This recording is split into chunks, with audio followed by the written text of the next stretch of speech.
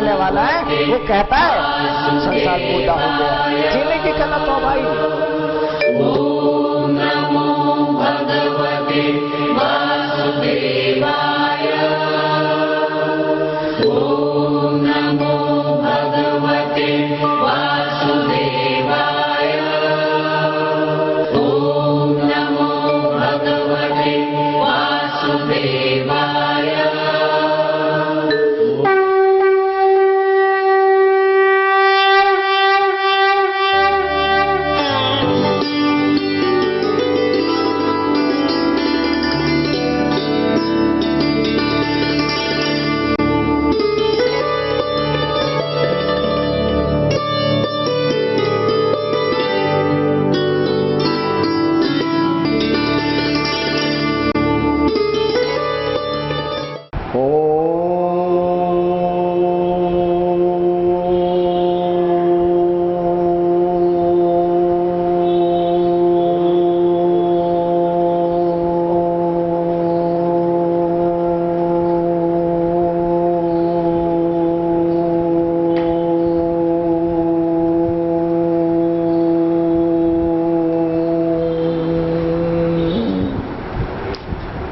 भगवान का नाम लेंगे। हरे राम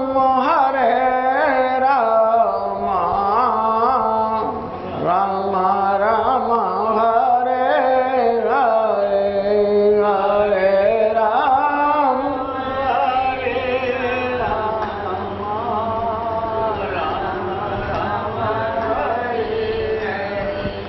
हरे कृष्ण कृष्ण कृष्ण हरे हरे, हरे कृष्ण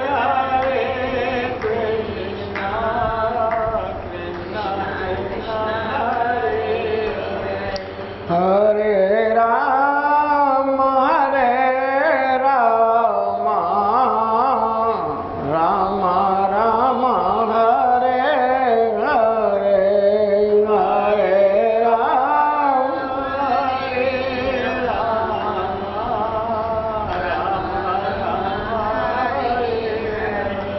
बोलो सच्चिदानंद घन भगवान की जय। आनंद कंद भगवान की जय। अपने अपने गुरुदेव भगवान की जय। देखो राम की चर्चा करते हैं। वास्तव में यहाँ सब कुछ केवल राम है। केवल का अर्थ होता है जहाँ और कुछ भी ना हो, सिर्फ राम है। और राम साकार रूप में दिखाई देता है, यानी जितने भी आकार हैं ये सब प्रकृति के, लेकिन प्रकृति सुनती हो, बोलती हो, देखती हो, वो सारा कारोबार जो परमात्मा का है प्रकृति के माध्यम से होता हुआ दिखाई देता है। और संत हमें जगाकर कहते हैं कि जो बोलता, उठता, बैठता, चलता फिरता सारी दुनियादारी का कारोबार करता है वो केवल परमात्मा है। यानी प्रकृति उस परमात्मा की छाया है। छाया कब होती है? जब कोई आकार होता है तो उस आकार के साथ उसकी छाया चलती है। छाया का अस्तित्व नहीं होता। जिसके द्वारा छाया है अस्तित्व उसका होता है।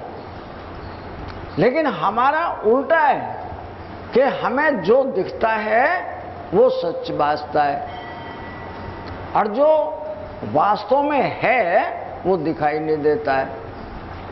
उसकी वजह से इस संसार में झगड़े, फिसाद, लूटना, पिटना, मरना, मारना, ये सारा कारोबार इसलिए चल रहा है क्योंकि सत्य नहीं दिखाई देता है। और सत्य को दर्शाने वाले, उस परमात्मा का बोध कराने वाले तुम्हें कहते हैं कि तुम अपनी एक उंगली में चोट मार के देखो। उंगली में जो चोट लगती है तुम्हें कैसा लगता है?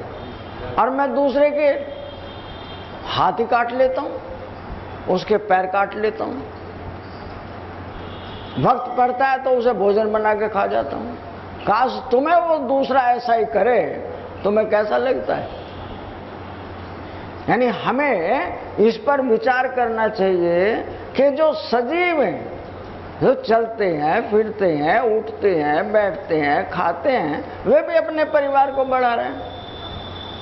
इस दुनियादारी में वो भी चाहे जिस आकृति में हो, यानी चाहे जिस योनि में हो, कोई मरना नहीं चाहता।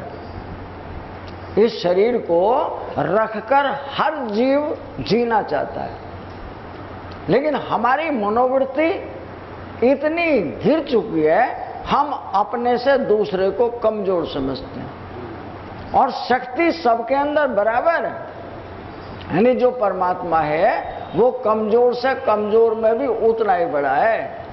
हम उसे चींटी कह रहे हैं, उस चींटी से भी छोटे, लेकिन वे सबके सब परमात्मा से ओतप्रोत हैं। अगर हम चींटी को मारते हैं तो क्या चींटी को दर्द नहीं लगता है? अगर उसकी टांग टूट जाए, उसका पेट पिच जाए, उसका मुंह पिट जाए, तो उसे दर्द नहीं लगता है? काश हमारे साथ ऐसा ही हो जैसा हमने उस चींटी के साथ किया है, तो हमें कैसा लगता है? बस इतना ही फर्क है। जो संत है, जो अपने अंदर उस परमात्मा का दर्शन करता है, उसे सारी सृष्टि में परमात्मा ही दिखता है। जब परमात्मा दिखता है तो क्या वो उसको दर्द दे सकता है? उस संत के पास सबसे पहला काम है दया, यानी वो जीवों पर, दूसरों पर दया करता है। दूसरा काम है उसका क्षमा। अगर कोई अपराध कर दे, जानबूझ के होता नहीं है, कल के किए का परिणाम है। उसने हमें मारता था गाय को, ईंट मार के उसे भगाना चाहता अपने खेत में से, बीच में हम आ गए।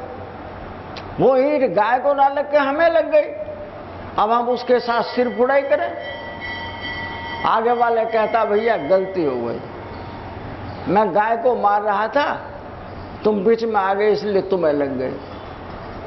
ठीक है भैया, लग गई तो लग गई, जो लगी है वो वापस नहीं होगी। अब एक आदमी तो झगड़ा करता है, तैने मुझे जानबूझकर ईंट मारी है। अरे संत मनोवृत्ति का है कि प्रभु ये ईंट नहीं मार सकता है, यानी कल के किए हुए का कोई परिणाम है। मुझे चोट लग गई, जो चोट लगी है तुम्ही ने मारी है और तुम्हें उसकी दवा हो। मानो चोट मुझे सीख दे रही है कि कल के किए हुए का ये कोई परिणाम है। उस परमात्मा ने छोटी सी चोट मार के मेरी बड़ी से बड़ी विपदा को हरण कर लिया है। ये संत का स्वभाव है, पहले दया करना, फिर क्षमा करना। और कोई आदमी उसको बहुत कड़वे तीखे ऐसे शब्द कहता है कि संत बोलना नहीं चाहता है, तब वो संत धैर्य रखता है। ये तीसरा शस्त्र है उसका, यानी आगे वाला उसको मजबूर करता है बोलने के लिए कि कुछ तो कहेगा ये। लेकिन संत के पास तीसरा हथियार है, वो धैर्य रखता है। जवाब तो मिलेगा, विचार कर। फिर अनेकों प्रकार के वार होते हैं। इस समाज के लोग वो कम नहीं है, एक से एक दिग्गज। वो धैर्य रखा था। अब लोग कहते हैं बोलेगा कैसे, इसके बाप ने नहीं कमा के खाया, ये कमा के नहीं खा सकता, बोलेगा कैसे? यानी इसकी कमजोरी है, ये बोल नहीं सकता है, मांग कर खाता है, दूसरों को ठगता है, बहका कर लाता है। लेकिन संत जो है वो सहनशील है। वो कहता है तुम्हारी सामर्थ्य कहने की नहीं है, तुम्हारे अंदर मेरा नाम बोल रहा है। ये दोष उसी का दिया हुआ है और वो सुन भी रहा है। मुझे क्या बोलना है प्रभु? मैं कुछ नहीं बोलूंगा। इसलिए संत बिल्कुल शांत मनोवृत्ति से इस संसार का देखने वाला है। वो केवल दृष्टा है। दृष्टा देखता है, सुनता है, मुंह से बोलता नहीं है। वो परमात्मा संत के लिए नहीं है, आपको भी चेताता है कि जितने भी शरीर हैं उन शरीर में मैं बसता हूं और मेरे द्वारा, पत्नी के द्वारा कोई शब्द कहा जाए, बेटे के द्वारा शब्द कहा है, बेटे की बहू के साथ कोई शब्द कहा जाए, बेटी ने कुछ मुझे कहा है, मुझे उससे सीख लेनी चाहिए। आखिर वो कहना क्या चाहता है और दोष मेरे अंदर है। उनके कहे अनुसार मुझे अपने दोषों को अपने से दूर करना चाहिए। जो मुझे कहता है उस पे आरोप नहीं लगाना, बल्कि अपने दोष को ढूंढना है। बेटी ने या बेटे की बहू ने या बेटे ने या पति ने मुझे क्यों कहा है, और जो कहा है तो मुझे उसका प्रतिशोध नहीं करना, बल्कि क्या करना है साधक का पुरुषार्थ यही, सारी दुर्बलताएं तज दे। है साधक का पुरुषार्थ यही, सारी दुर्बलताएं तज दे। कामना रहित हो कर जो अपना हृदय प्रीत से पाग सके। कामना रहित हो कर जो अपना हृदय प्रीत से पाग सके। उनके ही दुख मिटेंगे जो नित कृत दोषों को त्याग सके। वे वीर विवेकी मानव हैं जो मोह नींद से जाग सके। एक तरफ तो मैं कहता हूं, मैं आश्रम में भगवान का सत्संग सुनने के लिए जाता हूं और जो सत्संग सुनता हूं मुझे अच्छा लगता है, लेकिन मैं अपने दोषों को नहीं भुला रहा हूं। यानी विचार करने की बात है कि जो बात मुझे अच्छी भी लगती है और वो कड़वी भी है, सत्य भी है, लेकिन मैं जब इस बाजार में आता हूं तो जो सुनी हुई बात है उसे भूल जाता हूं। और वो संत कहता है साधक का पुरुषार्थ यही, यानी जो परमात्मा की तरफ जा रहा हो, जो सत्संग सुनने के लिए जा रहा हो, जो अपने से मिलने के लिए जा रहा हो। अपना कौन है? मैं ही तो हूं, यानी दूसरा कोई मेरा नहीं है, मैं अपना हूं। अपने से मिलने के लिए, अपने का बोध सुनने के लिए आखिर मैं कौन हूं, उसके लिए जा रहा हो और दोषों से युक्त हो, ऐसा नहीं हो सकता है। तो संत कहता है साधक का पुरुषार्थ यही, सारी दुर्बलताएं तज दे। जो परमात्मा की तरफ जाने वाला है वो कहते हैं कि वो अपने जितने भी दोष हैं उन सबको परमात्मा को सौंप दे। है प्रभु, मैं केवल तुम्हारा हूं और तुम मेरे अपने हो, तुम मेरे से भिन्न नहीं हो सकते हो। ऐसे वो साधक है। साधक माने साधना करने वाला, साधु जो स्वादों को त्यागने वाला, साधने वाला अपने आप को। वो अपनी उन सब कमजोरियों को जो उसे दर्द देती हैं या दूसरों को दर्द देती हैं, उन्हें छोड़कर चल है साधक का पुरुषार्थ यही, सारी दुर्बलताएं तज दे। यानी तेरी अपनी जो कमजोरियां हैं, जो मैं दूसरे की बात सुनता हूं, अगर मैंने उसे जवाब नहीं दिया तो मैं खुद सोच सोच के मर जाऊंगा। ये कमजोरी नहीं है। या तो उसका प्रतिशोध करूं, उसे तुरंत जवाब दूं, और उसे जवाब नहीं देता हूं तो जो उसने कहा है मैं सोचता हूं मुझे उसने कहा ही क्यों। मुझे रात भर नींद नहीं आती। तो रात को नींद क्यों नहीं आ रही है कि ये मेरी कमजोरी है, मैं अपने परमात्मा पर विश्वास नहीं करता। जो मुझे कहते हैं, मेरे से सुनते हैं, मैं उन पर विश्वास करता हूं। और संत कहता है कि तुम ही केवल अपने हो, तुम केवल उस परमात्मा के अपने हो, और वो तुम्हें कितना प्यार करता है ये तुम नहीं जानते हो। यानी कोई भी महात्मा होता है, वो महात्मा वैसे ही नहीं बनता। एक तो बना महात्मा कपड़े रंगे महात्मा हो गए, कपड़े से नहीं, जिसने अपना सर्वस्व परमात्मा को न्यौछावर कर दिया। मान भी तेरा, अपमान भी तेरा, शरीर भी तेरा, इंद्रियों के भोग भी तेरे, और सारी दुनिया का जो सारो सामान था तेरे चरणों में समर्पित। अब मेरा क्या हो सकता है? तो मैं ही हूं सिर्फ जो इसमें बोलने वाला हूं, सुनने वाला हूं, देखने वाला हूं, या दुनिया का जो कारोबार हो रहा है मैं मात्र उसका दृष्टा हूं।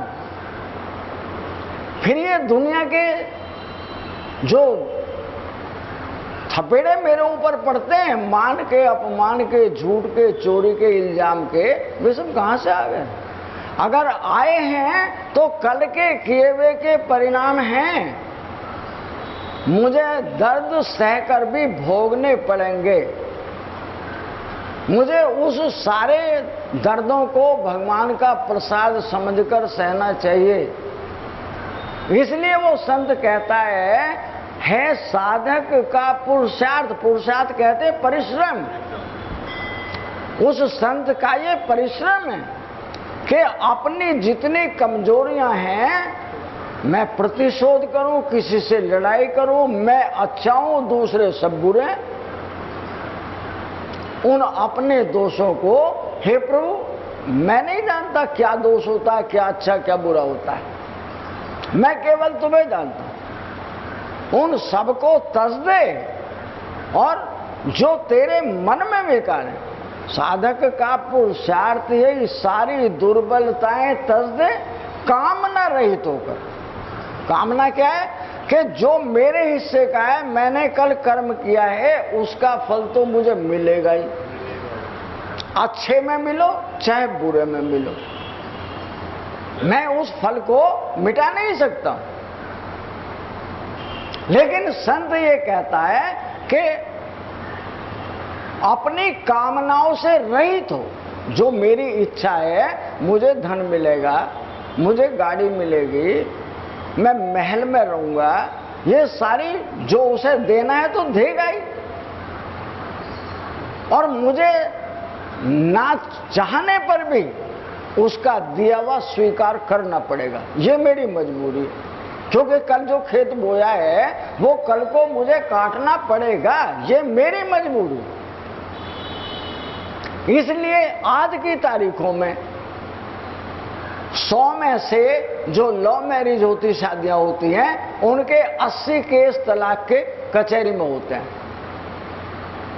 यानी जो शादियां, तो हम में कमजोरी, सहन शक्ति तो है नहीं, हम लड़ सकते हैं, और हम अपने आप भी नहीं लड़ते, कचहरी में जाकर लड़ते हैं। और 100 में से 30 जो शादी हम बारात के द्वारा करते हैं, अपनी जाति बिरादरी में करते हैं, उनके साथ मुकदमे चलते हैं। कोई कहता तलाक होगा, कोई कहता समझौता होगा, लेकिन समझौता अंतिम फैसला। समझौता क्या कहता है? अपनी दुर्बलताएं, अपनी कमजोरियों को यहां छोड़कर जाओ। ये भगवान का घर है, मेरी कमजोरी क्या है? मैं अपनी मूछें ऊपर रखना चाहता हूं, यानी मैं अपने आप में दिग्गज हूं, जो मैं चाहूंगा वो होगा।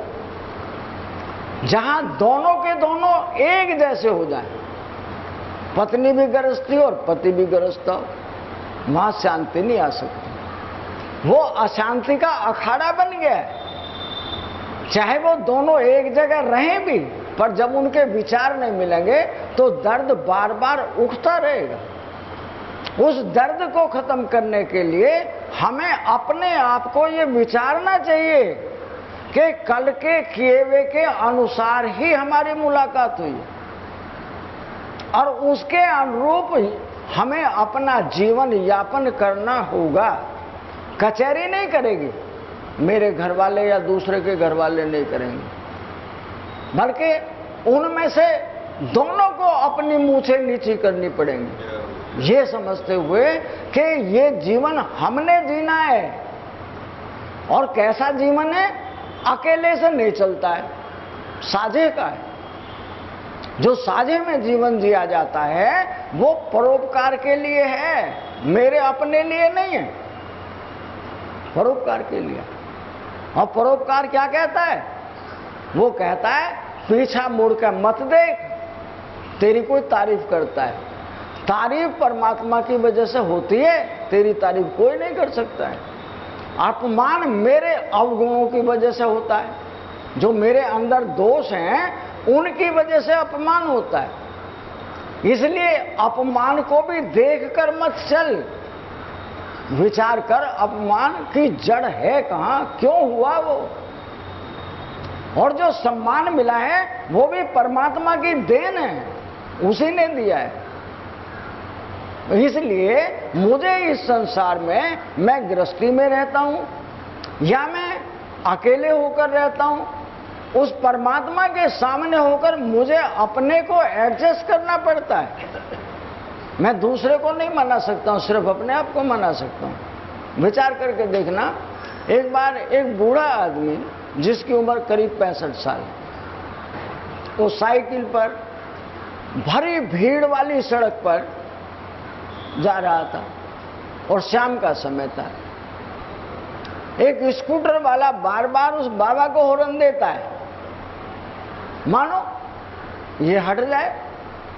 बाबा बिल्कुल सड़क के किनारे पर जा रहा है, फिर भी जल्दी वाले को सब्र नहीं है। उसने साइकिल वाले बूढ़े को ओवरटेक किया और जैसे ही साइकिल के आगे गया तो आगे वाला कोई ब्रेक मार के खड़ा था। स्कूटर वाले ने ब्रेक मारा तो बाबा नीचे गिर गया। जो बूढ़ा आदमी नीचे गिरा उसके घुटने में चोट लग गई, छिल गया। वो स्कूटर पर था, उसे थोड़ी दया आई, उन्होंने स्कूटर साइड में खड़ा करके बाबा को उठाया। कहने बाबा तुम्हें चोट लग गई, मैं तुम्हें डॉक्टर के दिखा देता हूं। बाबा कहता है तू जल्दी जा, यहां भीड़ इकट्ठी हो जाएगी, तेरा स्कूटर थाने में मिलेगा और तेरी पिटाई कर देंगे, तू भाग जाए यहां से। वो कहता बाबा अपना पता बता दो, तुम कहाँ के हो, मैं तुम्हारे घर पहुंच जाऊंगा, मैं तुम्हें दवाई दिलवा दूंगा। बाबा कहता जो मेरे लग गई वो लग गई, वो तो वापिस होने की नहीं है। अरे बेटा तू अपने घर को जा, तू मेरे जैसा क्यों होना चाहता, तू जा जल्दी। अब इतनी देर में 10-5 लोग इकट्ठे हो गए, इसने बाबा को गिराया। स्कूटर से बाबा नहीं गिरता, इसने गिराया। बाबा कहता भैया गलती इसकी ना है, मेरी साइकिल इसके स्कूटर में लग गई। बाबा अभी भी उसे पड़े हुए माफ करता है कि तू यहां से जाने, लोग तुझे पीठ छेद के बराबर कर देंगे और थाने में और दे देंगे। इसलिए वो बार बार ये कहता तू अपने घर जा। कहता बाबा तुम्हारे चोट लग गई, ये घुटना फूट गया। कहने लगा ये फूटा हुआ तेरे से ठीक नहीं होने का है,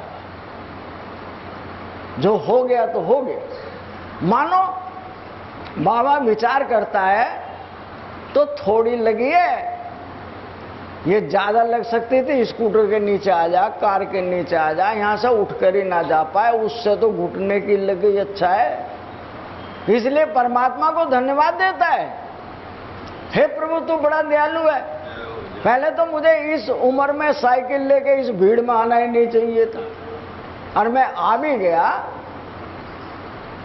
तो तूने ऊपर छोटी सी चोट मारकर मेरी बड़ी से बड़ी विपत्ति का हरण कर लिया है।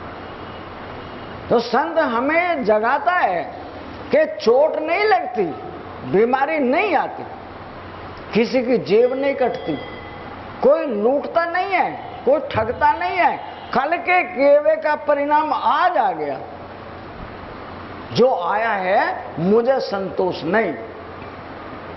भाई जो छीना है वो व्यर्थ छीन के नहीं ले गया। एक घटना समझाता हूं आपको। एक महिला, उसका एक लड़का है, वो अपने बेटे के कोई रिश्ते वाले आए और कहने लगे लड़की जानी पहचानी है, रिश्तेदारी की बात है,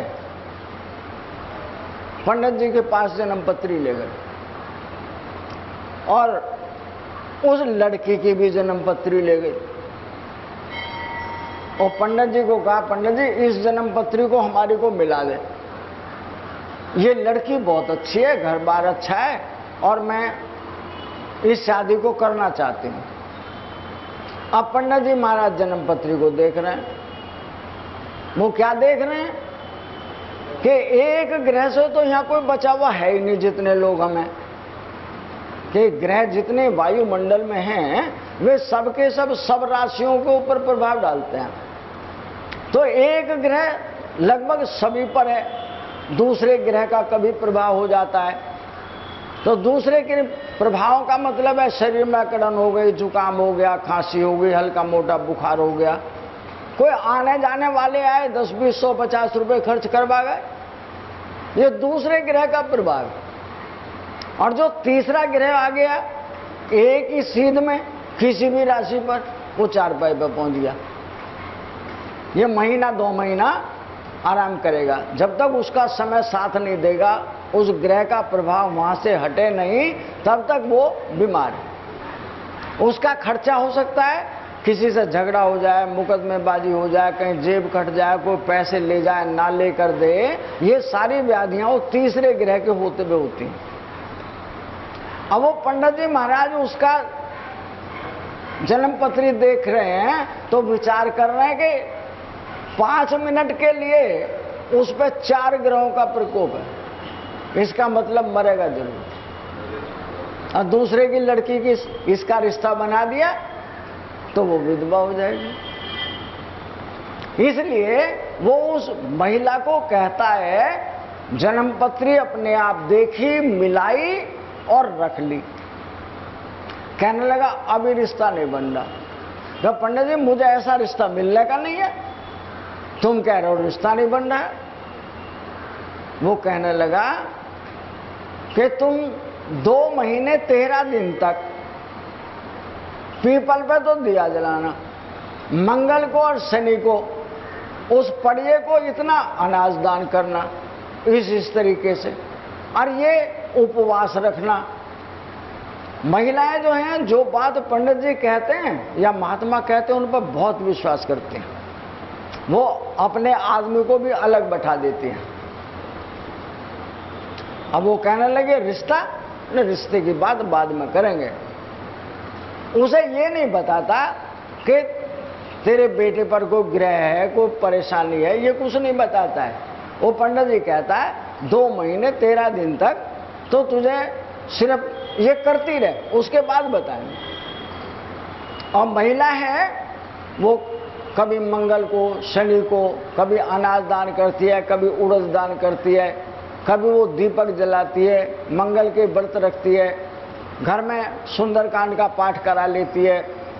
अब वो ये भूल गई 2 महीने 13 दिन कब होते हैं। अब उसका बेटा उसी दिन जो पंडित जी ने कहा था, वो स्कूटर पर अच्छी खासी नौकरी करता है, रोड से जा रहा था, किसी 4 पहिए वाली गाड़ी के ब्रेक फेल हो गए वो शोर भी मचा रहा है। वो ये विचार करता है इस गाड़ी को कोई खाई में गिरा दूं, पता नहीं कितने मरेंगे। वो बालक भी वो साइड से जा रहा था, उस गाड़ी वाले ने जगह देखी खाई है, ये गाड़ी नीचे गिरा दूंगा। तो वो तो गाड़ी को नीचे की तरफ ले जा रहा था और उसका जो स्कूटर था उसकी बैक साइड छोटी सी छू गई। उसका छूना था कि वो 4-5 मुंडकी खाई स्कूटर समेत उस लड़के ने, दूर पड़ा जाता। लोगों ने देखा मर गया, पर उन्होंने तुरंत उसे उठाया और दिल्ली में गुरु तेग बहादुर हॉस्पिटल है, उस स्कूटर में 3 व्हीलर में बैठाया, फौरन अस्पताल पहुंचा दिया। अस्पताल वालों ने कहा इसका सीटी स्कैन होगा, इसके एक्सरे होंगे, ये होगा, 30,000 रुपये जमा करो। वहां पैसे देने वाला कोई हो जब ना, तो उन्होंने आईसीयू में उसको एडमिट कर लिया और उसके घर पे जो कागज जेब में पड़े थे उसके अनुरूप उन्होंने फोन कर दिया कि तुम्हारे बालक का एक्सीडेंट होगा, तुरंत हॉस्पिटल में चले आओ। अब माँ बर्दाश्त कैसे कर जाए, माँ तो पागल होगी सुन के मेरे बालक का एक्सीडेंट, और वो अस्पताल में पड़ा है। वो तुरंत अपने पास पड़ोसियों को, रिश्तेदारों को कह के तुरंत अस्पताल गई। जब अस्पताल गई तो उसे कहा पैसे जमा करो पहले। कितने पैसे जमा करने, जो उस पे थे या इधर से लिए उधर से 30,000 रुपये जमा कर दिए। उसका उपचार शुरू हुआ। आईसीयू में शीशे में से दिखला है, ये कपड़े पहने हुए जो बालक है पहचानो इसे, तो मेरा ही है, मैं अंदर जाऊंगी, तो अंदर जाने की अनुमति नहीं, वो बोलने की स्थिति में नहीं है। अब कितनी ज्यादा चोट लगी है, कम लगी है, ये क्या कहा जा सकता है।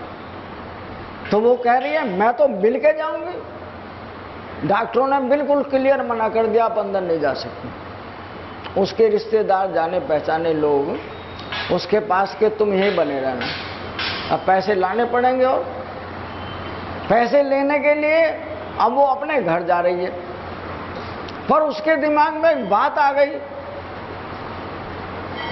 पंडित जी ने मुझे ये बताया था तो 2 महीने 13 दिन कहीं, वो समय आज ही तो नहीं है। वो सीधे लड़ने के लिए पंडित जी के दरवाजे चली गई और पंडित जी से कह रही है तने ये क्यों नहीं बताया तेरा लड़का मर जाएगा। तू जो मेरे से ये कहता है तू व्रत रखना, तू दान देना, तू यहाँ खर्च करना, तने ये क्यों नहीं बताया था।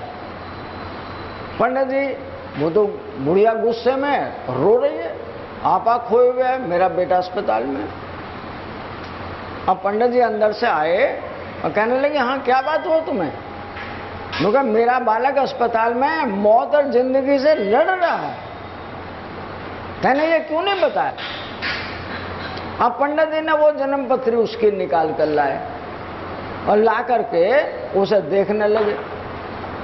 तो कहते हैं जन्म पत्री देखकर कि बता तो अपने बालक के पास से कितनी देर हो गई आए हुए, कि सीधी आ रही हूं। तो पंडित जी उसे सांत्वना देते हैं कि चिंता करने की जरूरत नहीं है, अब जब तू आई है उसकी सांस ठीक से चल रही थी, यानी अस्पताल में भर्ती है, क्योंकि अस्पताल में भर्ती है, उसका इलाज चल रहा है। कहने लगे अब तू जा अपने घर को, जो तुझे करना कर, अब तू अपने बेटे की शादी करेगी।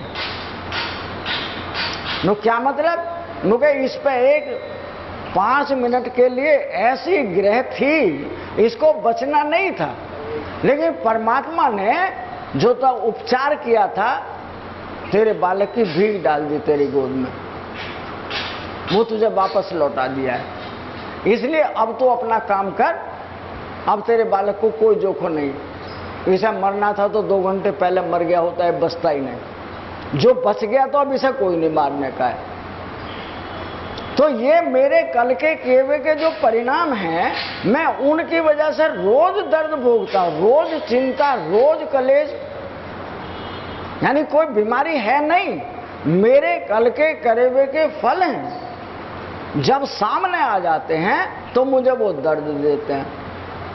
और जो पड़े हैं एक कोने में, तो मैं अपने राम जी को भूल जाऊं, माँ बाप को भूल जाऊं, अपने गुरु जी को, सारी दुनिया को भूल जाता हूं। तो परमात्मा ने एक तरह से न्याय किया है, अच्छा किया है कि जब मेरे ऊपर भीड़ पड़ती है, कम से कम मैं उस परमात्मा को तो याद कर लूं जिसने मुझे जन्म दिया है। यानी सारे रास्ते, डॉक्टर भी नहीं मानता, पंडित जी कहता वहां भी बात नहीं बनती, कोई वैद्य भी नहीं बनती। जब सारे रास्ते बंद हो जाते हैं तो इस परमात्मा के दरवाजे पर आते हैं और परमात्मा कहता है देख जो तूने कल किया था वो भुगत रहे ना, लेकिन आज की तारीख में मैं तुझे सजग कर रहा हूं कि जो कार्य तुझे खुद को बुरा लगता है वो दूसरों को अच्छा कैसे लग सकता है। यानी विचार करके देखो, जो मुझे अच्छा लगता है वो सबको अच्छा नहीं लग सकता। मैं तो स्वार्थी हूं, मतलबी हूं, झूठ बोल लेता हूं, चोरी कर लेता हूं, मिलावट कर लेता हूं, कम तोल देता हूं, धोखा दे देता हूं। मौका पड़े तो अपने पैसे छोड़ दे, और वो यहां से गया, वो कहता भैया मेरे पैसे रखे, हमने देखे ही नहीं, तू ले गया होगा या कहीं गिर गए होंगे। मतलब हम रख भी लेते हैं, उसके देना भी नहीं चाहते हैं।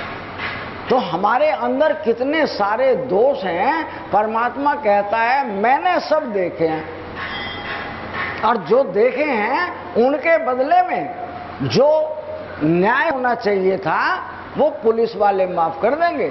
कचहरी में जाओ तो जज बिक जाएंगे, यहां जाओ तो नेता अपने अपने तरीके से अपने अपने जो जाने पहचाने उनकी मदद कर देंगे। लेकिन परमात्मा कहता है मैं तो सबके लिए बराबर हूं। जो गरीब था, जो अमीर था, वो कैसे बना ये भी मुझे पता है, और जो कल के लिए कर रहा है वो भी मुझे पता है। इसलिए मैं तो न्याय करता हूं, मेरे सामने किसी की पेश नहीं चलती। वो परमात्मा हमको आगाह करता है कि जो परमात्मा हमें देख रहा है, क्या हम उसको धोखा दे सकते हैं? अगर कोई दूसरा ना देखे तो मैं तो देख रहा हूं। मैंने अपने से झूठ बोला है, मैंने अपने पे पर्दा डाला है, मैं दूसरे से कह रहा हूं कि वास्तव में ऐसा है, लेकिन जो सच है उससे मुकर जाता हूं। तो संत हमें जगा के कहते हैं यहां तुम जो भी कुछ कर रहे हो सिर्फ मोह के कारण कर रहे हो, मेरों के कारण कर रहे हो, और मेरा तुम्हारा कभी कोई हुआ ही नहीं। जो नहीं हुआ था मैं उसके लिए रोज लड़ता हूं, रोज झगड़ता हूं, रोज मारता हूं, रोज लूटता हूं, रोज लूट कर लाता हूं। दर्द मैंने बोए हैं, जब भोगता हूं, जब रो रहा हूं। तो संत हमें जगा के कहते हैं क्यों करता है मेरी मेरी तजदीस अभिमान को, झूठे धंधे छोड़ दे बंदे, जप ले हरि के नाम को। क्यों करता है मेरी मेरी तजदीस अभिमान को, झूठे धंधे छोड़ दे बंदे, जप ले हरि के नाम को।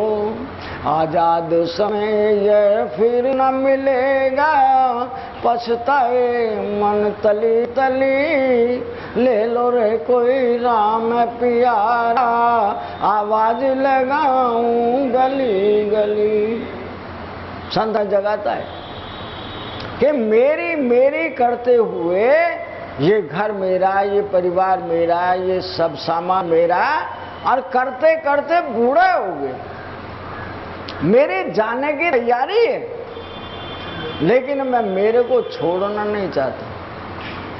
मेरा मुझे दर्द दे रहा है, और परमात्मा कहता है ये मेरे मैंने यही दिए थे भोगने के लिए, ये तेरे साथ जाने वाले नहीं है। तू यहाँ अकेला आया था, अकेले ने ही सारी दुनियादारी के काम किए, अकेला इन मेरों के साथ बंध गया, और जो मेरे हैं वो तुम्हें किसी तरह किसी भी क्षेत्र में काम नहीं आएंगे। एक माई थी, रोज भगवान के मंदिर में आती, मुझे उस श्याम सुंदर की जरूरत, उस राम की जरूरत नहीं है, मुझे भगवान ने ये राम दे दिया खेलने के लिए, अब मेरा खिलौना मेरी जीवारी आ गई। ये मेरा मोह है। यानी परमात्मा है उसमें, परमात्मा माँ में भी बराबर है। दोनों के दोनों एक दूसरे को कितना प्रेम करते हैं। वो प्रेम केवल राम अपने संत को करता है कि अपने संत को कहीं कुसंग में ना चला जाए। एक संत थे, उनको किसी महिला ने भोजन के लिए बुलाया, वो भोजन के लिए चले गए। महिला भी अकेली थी, तो महाराज जी कहने लगे कि इतना बड़ा घर, तुम यहाँ अकेले हो? तो यहाँ अकेले हैं।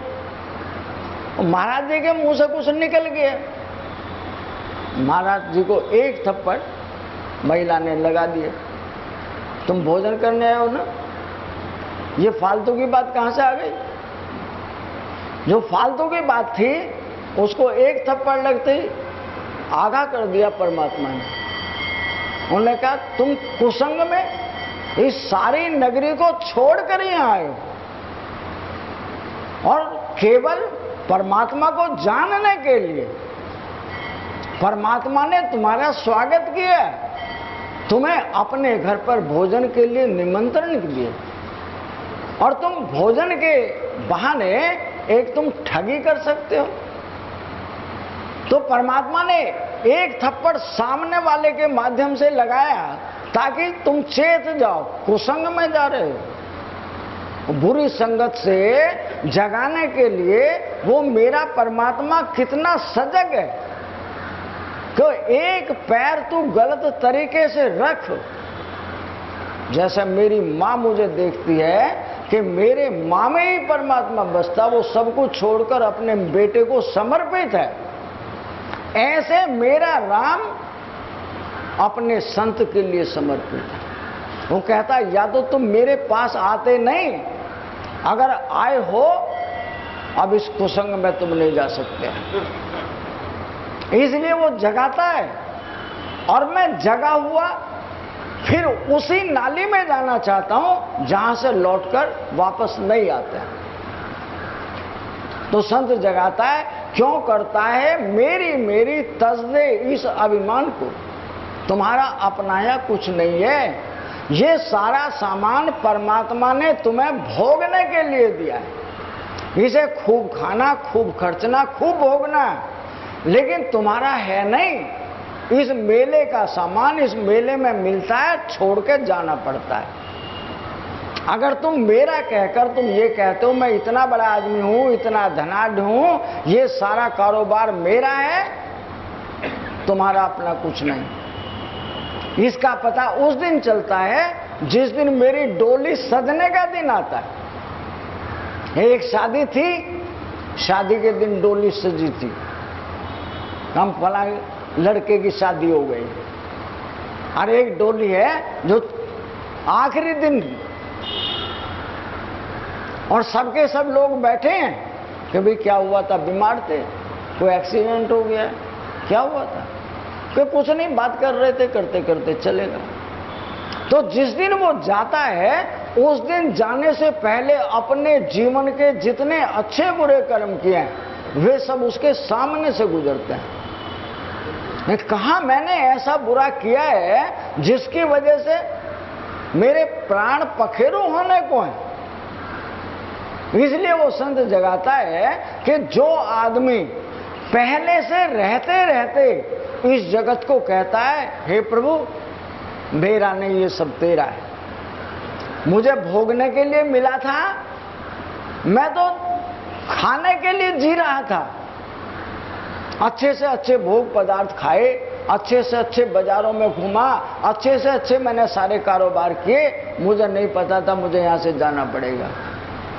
इसलिए वो आदमी पछताता है जिसने जाते हुए भी छोड़ नहीं रहा, और वो आदमी संतुष्ट है जो जाने से पहले जिसका कर्जा था उसका चुका दिया। अब वो से शांति है, मेरे पे किसी का कोई पैसा नहीं। मैंने किसी का कुछ लिया नहीं, मैंने किसी का दिया नहीं, ये जगत हे प्रभु तेरा और तेरा तुझको सौंप दिया। तो जो अपने आप को बचा लेता है, क्योंकि मेले में मैं ही आया था, ये सारा सामान तो यहां मिला हुआ है, मिले हुए को मेरा कहने की वजह से दर्द मिला। अगर मिले हुए को पहले से ही कहता हे प्रभु ये तेरा है, तो आधा दर्द तो तेरा कहते ही खत्म हो गया। आधा दर्द जो मोह के कारण है, उस मोह को काट दो। मोह कैसे कटता है कि जब तक तुम बार बार उसका अभ्यास नहीं करते हो, हे प्रभु मेरा नहीं है। जब मैं नहीं था तब भी जगत चल रहा था, आज मैं हूं तो भी जगत चल रहा है, कल मैं नहीं रहूंगा, जगत में कोई कमी नहीं आती, ये सब चलता रहता है। मैं समझता हूं मैं ही चला रहा हूं इस गाड़ी को, मैं नहीं चला रहा। ये संत हमें जगाता है कि तुम्हें ज्यादा नहीं, अपने आप को कैसे बचाओगे ये आप जानते हैं, हर कोई जानता है, लेकिन उस कड़वी दवाई को कोई पीना नहीं चाहता। महाराज जी थे हमारी तरह से एक बहुत बड़े समूह के अंदर इसी वेदांत का प्रवचन कर रहे थे। वेदांत का मतलब होता है जहां मैं नहीं है, मेरा नहीं है, परमात्मा है वहां पर। महीना पूरा होने को आया, महाराज जी से कई लोग प्रश्न करने के लिए उठे कि गुरुजी 1 महीना हो जाएगा और आप यहां से चले जाएंगे, आपने किसी को परमात्मा से मिलाया तो है नहीं, आप उस परमात्मा की रोज चर्चा करते रहे, परमात्मा मिलेंगे, आपने किसी को नहीं मिलाया। गुरुजी कहने लगे बेटा मैं आज ही मिला देता हूं, ये बताओ तुम में से उस परमात्मा से मिलना कौन कौन चाहता है। कहना अलग बात है, भाई अपने घर बार को, अपने परिवार को कोई छोड़कर हमारे साथ आए, परमात्मा से जरूर मिलेंगे, कल नहीं आज ही मिलेंगे। अब सबके सब ये कहते हैं, घर बार छोड़ने की बात पहले कह दी, रोज कहते हैं तुम्हारा अपना कुछ नहीं है, आज कह रहे हैं कि तुम में से विचार करके आ जाओ। तो सबके सब एक दूसरे का मुंह देख रहे हैं कि तुम मिलना चाहोगे परमात्मा से, यानी सब परमात्मा से कोई मिलना नहीं चाहता है, सबके सब एक दूसरे का मुंह ऐसे देख रहे हैं भूखों की तरह से कि तू मिल जा परमात्मा से, रोज कहता है परमात्मा से मिलने की बात, आज क्या हो गया? गुरुजी कह रहे हैं आज ही मिला देंगे। 5 मिनट तक विचार किया, बोले कितने लोग तैयार हुए परमात्मा से मिलने को? तो परमात्मा से मिलना कौन चाहता है? यहाँ तो अपने धन दौलत मकान परिवार उन सबको कोई भी अपने से अलग करना चाहता ही नहीं। अब परमात्मा ये कहता है भाई हमारे पास कौन आएगा? जिसने ये मोती लूटे वे समाला माल हुए, दुनिया के जो बने पुजारी आखिर वो कंगाल हुए। जिसने ये मोती लूटे वे समाला माल हुए, दुनिया के जो बने पुजारी आखिर वो कंगाल हुए। सोना चांदी माया वालों मैं समझाऊं गली गली, धरियोगी का वेशियाज में अलख जगाऊं गली गली। लूट लो जिसका जी चाहे मैं शोर मचाऊं गली गली, ले लो रे कोई राम प्यारा आवाज लगाऊं गली गली। संत कहता है हम तो अपने आप जैसे हैं तुम्हारे सामने, तुम्हें हम अपने जैसा बनाना चाहते हैं। अपने जैसे का मतलब घर बार छोड़कर कपड़े रंग कर नहीं जाना, अपने घर में बने रहना, लेकिन सेवा के लिए जीना। सेवा किसे कहते हैं? पत्नी हमें आश्रित है, बच्चे हमें आश्रित हैं, या जानवर हमें आश्रित हैं, ये जितने कीड़े मकोड़े पक्षी हमें आश्रित हैं। हमारा धर्म बनता है हम दूसरों की सेवा के लिए, लेकिन हम लड़ रहे हैं उनसे। तुमने हमारी आज्ञा की अवहेलना की, तुम हमारे कहने के खिलाफ गए।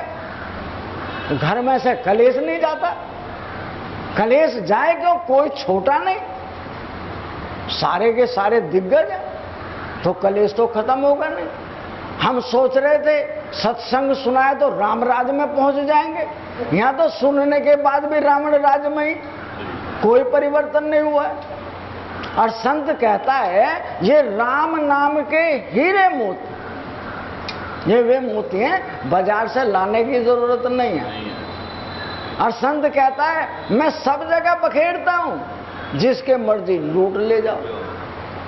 जिसने इनको अपनाया वे स्वर्ग में रहने लगे, वे घर में रहते रहते राजा हो गए। राजा कब होते हैं, जब आदमी को संतोष हो जाता है, यानी जिसकी और खत्म हो जाए, हे प्रभु तैने जो दिया है वो बहुत है। अगर उसे सब्र हो गया है तब तो उसने उन मोतियों का लाभ उठाया है। क्यों? अशांति सारे बाजार में बिकती है और शांति केवल यही बिकती है। ये बिकती नहीं है, फ्री में दी जाती है, कोई आए कोई ले जाए। तो शांति कहां से आएगी? हम रास्ता बताते हैं तुम्हारे भीतर ही। भाई जो सुनते हो, जो देखते हो, उस सुने हुए पर देखे पर विचार करके जवाब देना।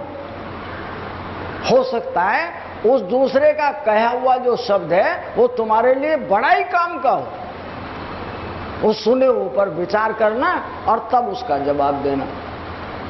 और हमेशा उस परमात्मा को जो चोट लग जाए, बीमारी आ जाए, जेब कट जाए, कोई घर में नुकसान फायदा झगड़ा फिसाद हो जाए, तो परमात्मा से कहना प्रभु अभी सस्ते में छूट गए, इससे भी बड़ी कोई विपत्ति आ सकती है।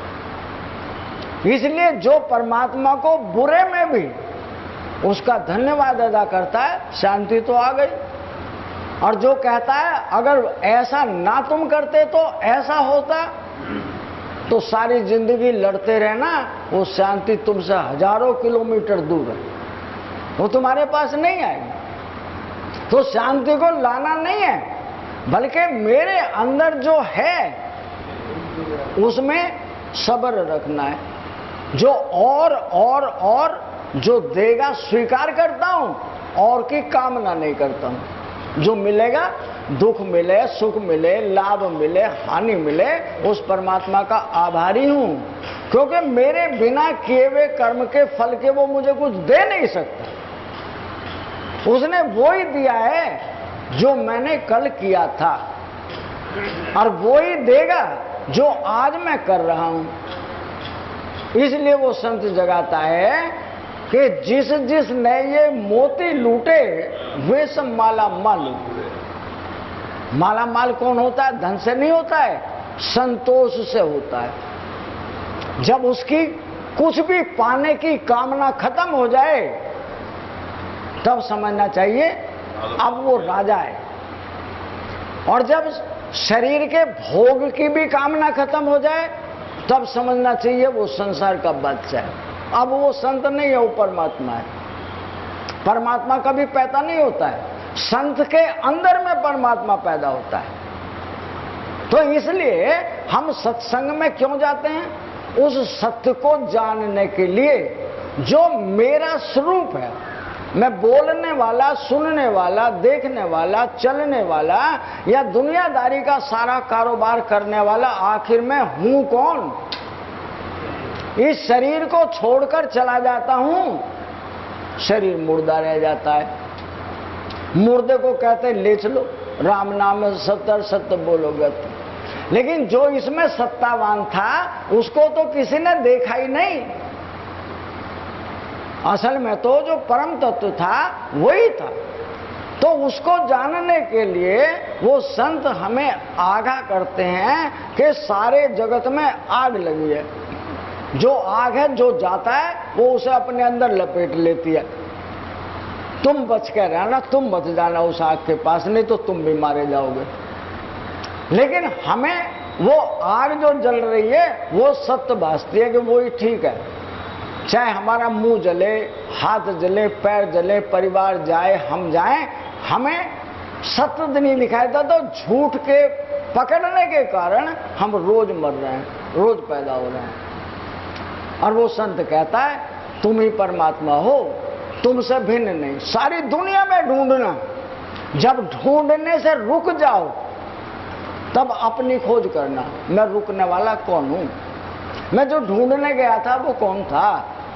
तब अपनी खोज करोगे तो तुम्हें वो यही कि जिसने वे मोती लूटे वे सब माला माल हुए, और जगत के जितने भी पुजारी थे सारी दुनिया का संग्रह करने वाले थे, जिस दिन गए थे सब माल यहीं रह गया। जिसका छिन गया उसे क्या कहते हैं? भिखारी। वो सड़क पे जाकर मांगेगा खड़ा होकर। किसी को देता तो आगे मिलता है, मैंने तो किसी को दिया भी नहीं, मैंने खाया भी नहीं। घर में कोई बीमार हो गया तो उसे दवाई भी नहीं लेने दी, और जो कोई मांगने आया तो उसे कह दिया हमारे पास पैसे हो सकते हैं, यार क्यों हमारी मजाक कर रहे हो तुम। होते हुए भी दूसरे को क्या तुम हमारी मजाक कर रहे हो।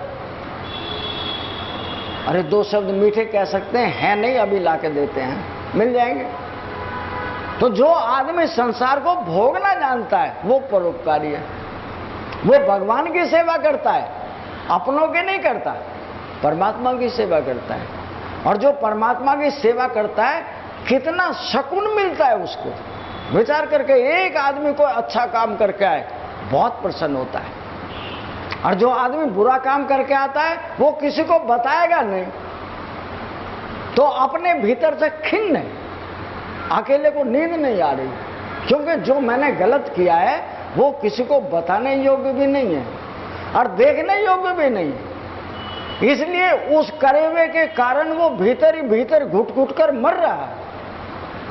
और संत उसे जगाता है कि अगर तू उस बुरे हुए कर्म को करके आज भगवान के सामने ये कहे कि प्रभु आज तो हुआ, मैं कान पकड़कर तेरे से माफी मांगता हूं, भविष्य में कभी इसकी पुनरावृत्ति नहीं होगी, मैं कोई बुरा कर्म नहीं करूंगा।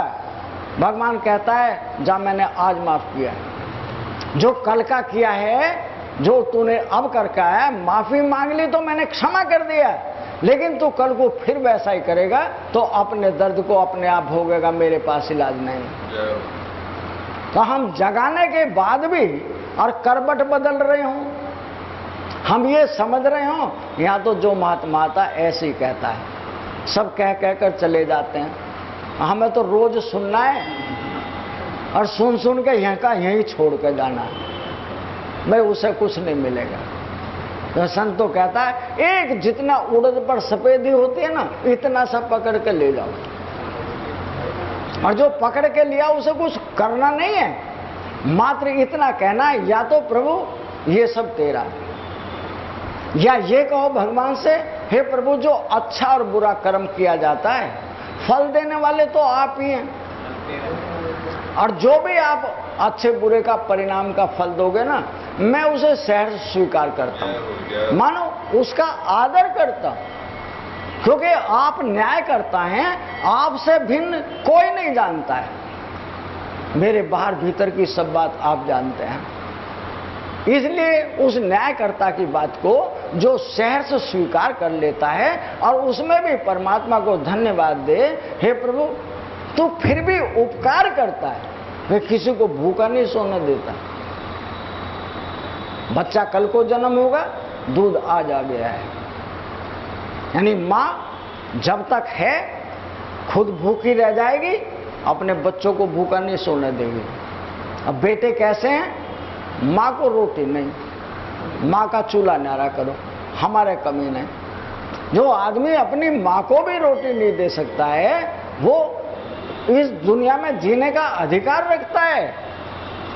विचार करके देखो, जो एकली 5, 7, 10 अपने आने वाले रिश्तेदारों उन सबका भरण पोषण कर सकती है, और उस माँ के लिए उसके बालक कहते हैं कि माँ का चूल्हा न्यारा, माँ अपनी रोटी अपने आप बना के खाए।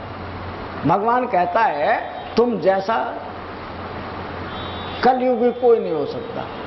कलयुगी का मतलब है जिसे ना अपनों का पता, ना रिश्तेदारों का पता, ना किसी भगवान का पता, माँ बाप का पता, कोई पता नहीं किसी को। और जो हम कर रहे हैं वो वही ठीक है। कर रहे हो तो तुम रोज ऐसे मरते रहो, रोज पैदा रहो, तो किसी पे कोई इलाज नहीं। 2 मिनट भगवान का नाम लेंगे।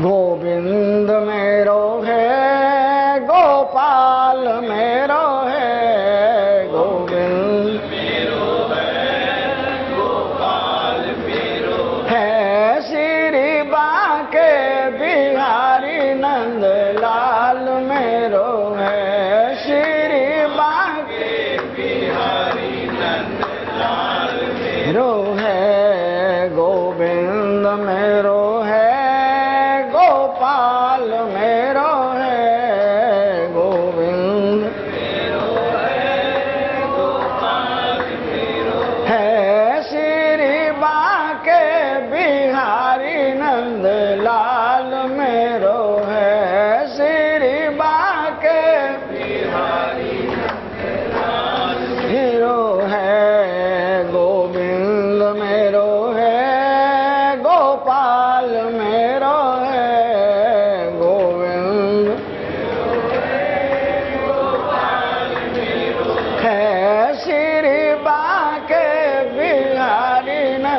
लाल मेरो है, श्री बांके बिहारी। बोलो सच्चे आनंद घन भगवान की जय, आनंद कंद भगवान की जय, अपने अपने गुरुदेव भगवान की जय।